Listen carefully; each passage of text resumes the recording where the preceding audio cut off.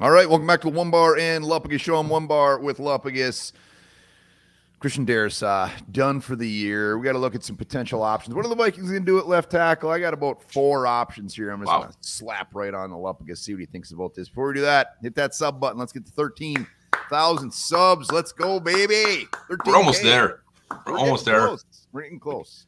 We can sniff it. So, yes, season just riddled with unfortunate events. Continues for the Vikings, losing Christian Darrisaw. But you know what?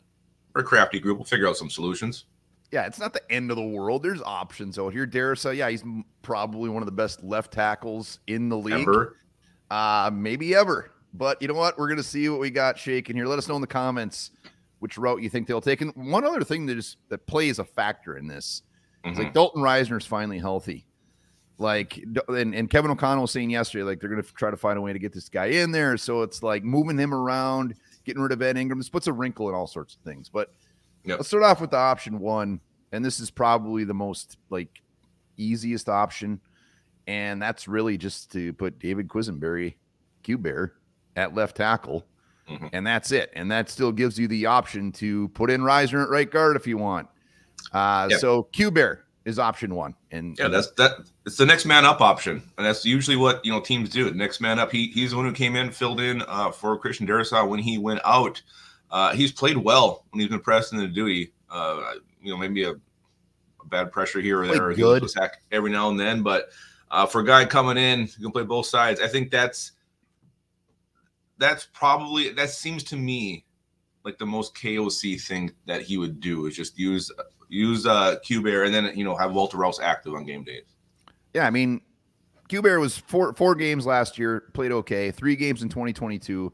Last time he's had a very healthy amount of games is all the way back to 2021. He's 34 years old.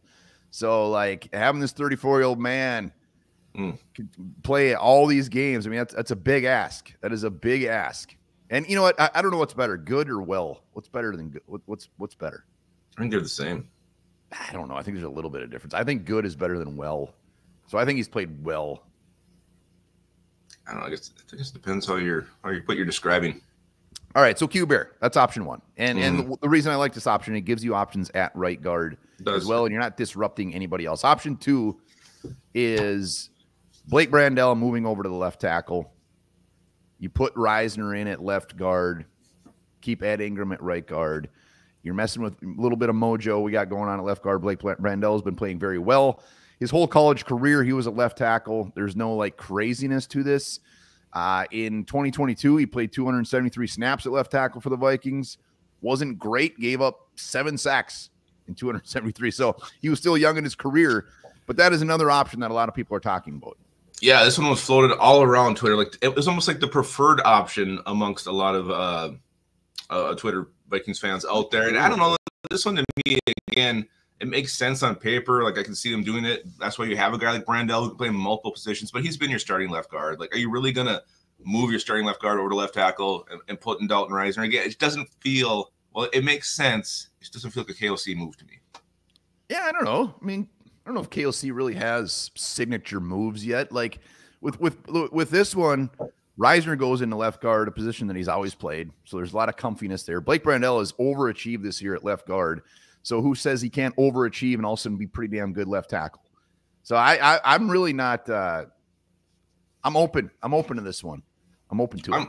I'm open to it. I just don't think it's something KOC is going to do. Like, what was it last year? Wasn't there something with the right KOC side? KOC are having a lot of conversations. Well, just look at what he did last year. There was a similar situation where he thought for sure he would do this, and he just went with the standard. It was more short term last year. I mean, still, we got what, 8 games left, 9 games left? Yeah. Well, Brandel is definitely an option. Option 3 is probably one of the Walter Rouse. It's just like they just say, screw it. We're putting Walter Rouse out there at left tackle. Walter Rouse, the dude, battle tested in college, started at left tackle since he was a freshman. Stanford, Oklahoma. This one's probably a little more out of left field for them to do. But maybe Walter Rouse, they're just like been waiting to get this guy on the field. That was his option. If we were 2-5 instead of 5-2, I think that move might actually make more sense. I don't think you put in a rookie left tackle. Sam Darnold, basically, if he goes down or gets a hit, your season's done. So yeah, I mean, it's an option. It's definitely, and we're talking options. It's definitely out of the box, and get the young guys some experience. There could be some logic behind it, but yeah, if we were 2-5, then I'd be on board for that. Walter Rouse, what a guy! Love him. Great guy. Love him. All right, last option is bringing in an outside option, and I just got one right on it. It's DJ Humphreys.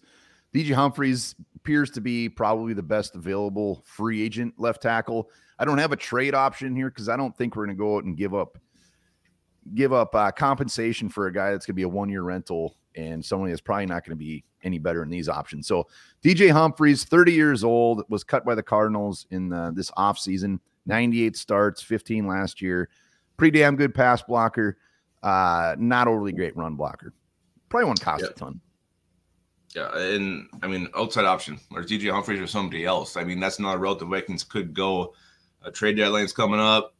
I don't know if they're going to be buyers or not. We'll see what happens. But, yeah, you want to bolster with an outside face. That's definitely one who's out there that you could have. And who knows? I mean, again, Kwesi, maybe there's a Kwesi guy in the team who's not playing right now that he sees some potential in too. But definitely a new name could be there as well.